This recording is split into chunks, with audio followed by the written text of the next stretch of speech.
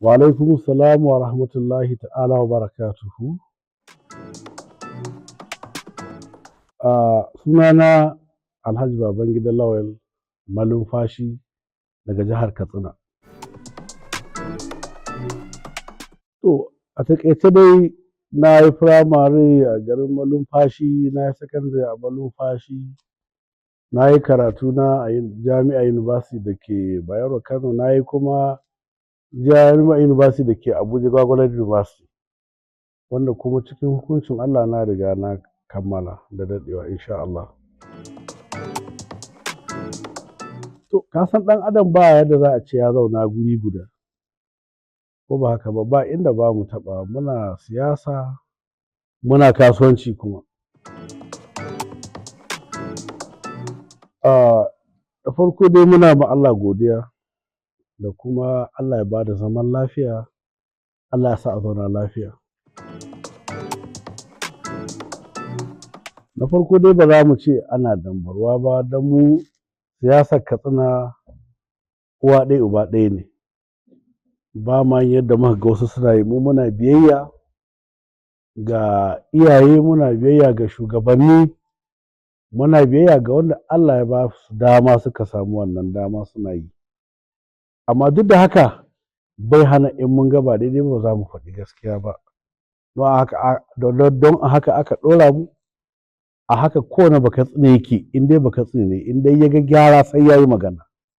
Kowane ne, shi yasa za ka ji wani lokaci ake cewa ta duk ɗakin kara kunya gare ku ba dai tsoro ba. Ta ba za a rasa dambarwa ba a rayuwa ta ɗan adam. A yau da gobe ma, ai dole yau in ka ko Allah subhanahu wa ta'ala bai maka alƙawarin cewa duka wai ba za ka samu damuwa a rayuwarka ba. Yau gobe daɗi, ji babu daɗi. In ka ga an zauna lafiya an samu kwanciyar hankali, to sai mun koma ga Allah mun samu aljanna firdaus insha Allah, muna fara haka. A mai nema insha Allah, Malumfashi kafur insha Allah. Majalisar Tarayya 2027 insha Allah. To alhamdulillahi, abin da za ni ce game da gwamnatin jihar Katsina sai godiya. Daidai gwargwado shi wannan gwamnan yanzu da ya zo yana kwatantawa daidai gwargwado alhamdulillah. To amma rashin mataimaka da za su taimaka mashi. Muna da 'yan majalisun tarayya, muna da sanatoci, muna da masu muƙamai madafan iko a gwamnatin tarayya, amma sun ƙyale wannan shi kaɗai. Yadda ya zo da niyyar aiki da taimakon al'umma da son ci gaban Katsina, sai kash sai samu wasu mutane wanda su ba haka suka zo ba. Abin da suka sani me za su samu, me za su tara, ba ruwansu da abin da ya damu al'ummarsu. Ƙalilan ne daga cikinsu.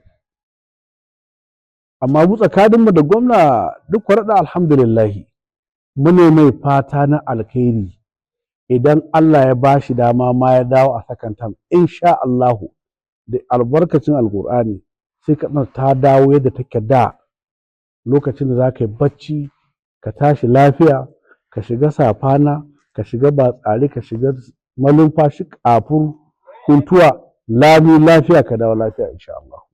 Kuma har yanzu muna kyautata mai zaton cewar har yanzu ba bacci yake yi ba.